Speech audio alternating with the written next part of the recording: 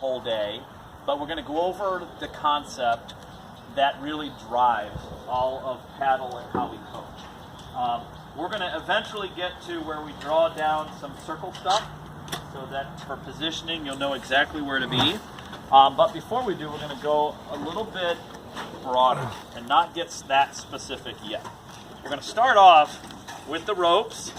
And I think one of the things I did forget to mention is I really want you guys to warm up and stretch out before you come out here.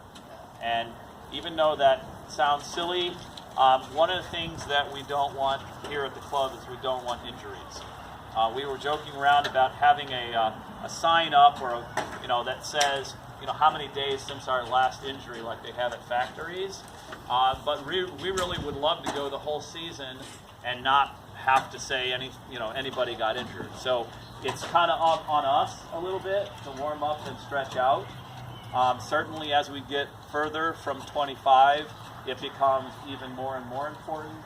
But in this sport, because it's played in cold weather and because it's quick starts and quick stops and fast moving forward and backward just in a couple steps, it's more explosive.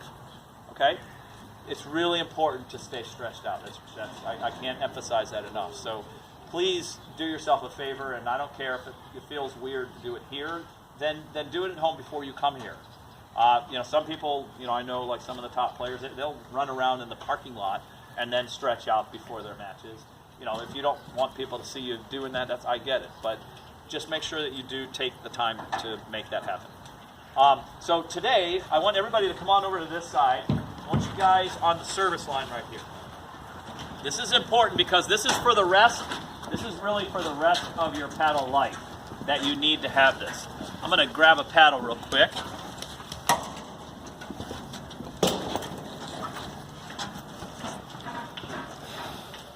Okay, that's the baseline. Let's have you guys move up to the service line here. Okay, what I want you to see is I want you to see the ropes over the net. Okay, and what I want you to see is I want you to see that between the ropes there is like a airstrip, a landing strip, a runway right between them. That becomes the most important part of strategy in paddle, revolving around playing percentage paddle, getting the ball in the middle, creates issues.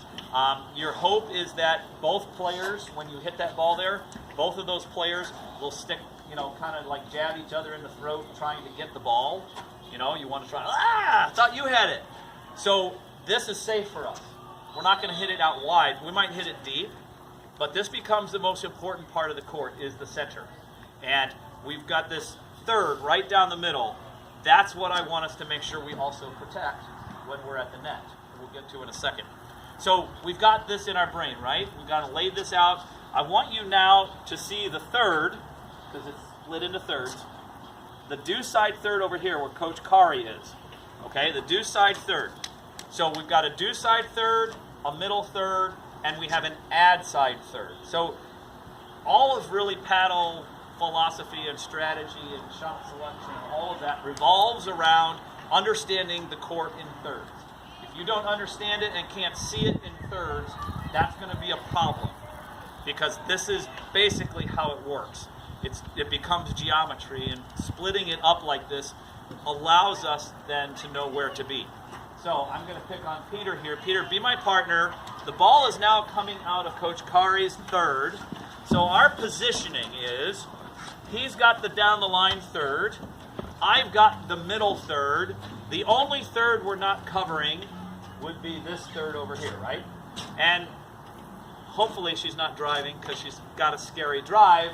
But if she is driving, I wouldn't stand this far back because she could probably hit that with the drive. I would have to step up and then try to cut it off this way. But if she's lobbing, then Peter might be back just a tad, and I'm going to be back, and I've got the middle third, he's got the down the line third, we've got everything great. Any questions about that? No. So Coach Kari has to slide to the middle to get a ball. What do? Peter might move over a little, but I don't move. I don't budge really from here, unless she's going to hit the ball low, in which case then, again, I would move forward. If she moves forward, I move forward. If I think she's hitting it low, I move forward. Why? Because low, with me back here, gives me in trouble at my feet. I don't like that. It's really tough to do this. It's much easier for me to do this.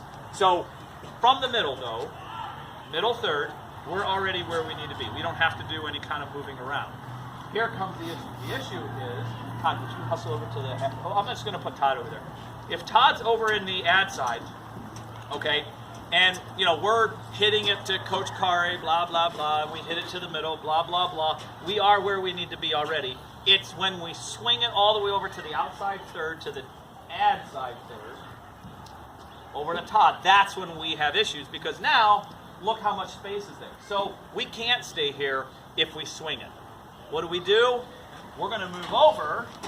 Now Peter has the middle third, I have the down the line third, and we're in front of the ball and we keep the ball in front of us. What if I swing it back to Coach Kari's third on the outer side of the deuce? We have to then move back over. Now, as much as I love running back and forth and getting lots of exercise, it's not good paddle, unfortunately. So what we try to do is we try to isolate and keep the ball to this player and to the middle, and to this player and to the middle, and to this player and the middle, because then we don't have to freak out and run around and panic and run into each other, or like he's there and I'm over here and now the middle's like, we don't have to deal with that ever, because we're keeping the ball there and in the middle.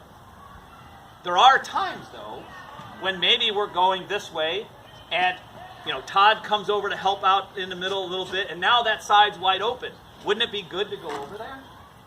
Yeah, then it would be good to go over there. But I had better get it to a screen, because if I don't get it to a screen, we're going to be in trouble.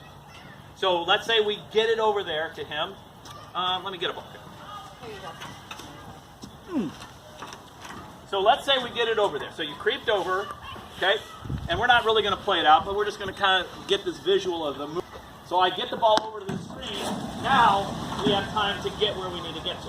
We didn't freak out. We didn't panic. We weren't diving. We're balanced. We're under control. Everything's good. Okay? Here's the real problem. What if we don't get it over to a screen? Watch what happens. This comes up a lot, where we're in perfect position to deal with the ball in front of us, and then I swing it over to there. Well, we happen to have a lefty there, and that's great. A lot of times we have righties there, and so there becomes a lot of forehand coming out of the deuce side. It's a big forehand because it's opening for the righties. Now, lefty can still use a forehand. If I hit this ball over here, okay, look at that. She's going to rip it where? Right to the open spot. And we're going to be in trouble because there's no way we're going to get over there. Maybe Peter will get it because he'll dive for it. Okay? And he's willing to do that, just so you know. That's why he's wearing a soccer shirt. Okay? That's because he's willing to dive. But if we see that she's out of the corner and we want to go that direction, we can still go after her, just like we said over to Todd, but we have to get it over to the screen here. And then we have time to get there. Okay? Does anybody have any questions about that? So we can switch it, but we have to get it to the screen in order to make that happen. Otherwise, we should be going right back to the player, right back down the middle. And maybe use of the middle, as I said, I guarantee you, as an exercise, if you were just to spend a match, you'd say, hey, Sarkis, this match, we're both going to hit it right down the middle every shot and see what happens. I bet you'd win that match. Most of the time. You're going to win that match most of the times. You just said, we're just going to hit it down the middle, see what happens. Because down the middle, a lot of times will be that person's backhand. That person will have to swing out to make a forehand if they want to put you in trouble. But it's good to be disciplined like that. And sometimes in the beginning in paddle, discipline is not the first word that comes to mind. We just want to hit it and jump around. So let's make sure. We're going to play the rest of the time. We're going to work on the basics of serve and come in, lob when you're in trouble, drive when you have the right ball, and we're going to work on understanding the thirds of the court. We have to get this concept because all of our strategy revolves around understanding that and our positioning at the net. I have a question. Yeah. Are you always trying to get it to like the deuce and middle every time, or is it just pick a side and stick to that side? Yeah, generally it's pick a side and stick to that side. Now, let's take this particular team. World-class paddle player. World-class paddle player and, you know, and a guy. Yeah. Up and coming. Uh, Yeah. who- Up and coming. Who do you think, up and coming player, who do you think we're going to go after? Right? I mean, that's the whole, kind of with the pick and stick concept, we talk about it like the lioness on the hunt, right?